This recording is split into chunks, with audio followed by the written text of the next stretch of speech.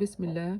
قال رسول الله صلى الله عليه وسلم: أطفال المؤمنين في جبل في الجنة يكفلهم إبراهيم وسارة حتى يردهم إلى آبائهم يوم القيامة. ويقصد بأطفال المؤمنين اللي هم ماتوا وهم صغيرين، ودوت من صحيح الجامع.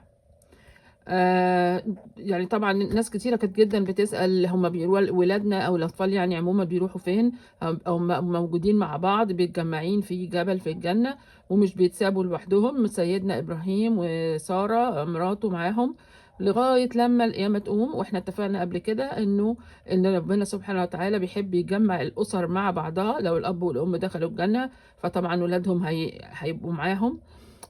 ولو دخلوا النار هيحصل ايه؟ هم نفسهم هيبقوا موجودين، محدش هيطلعهم ابدا من الجنة بإذن الله.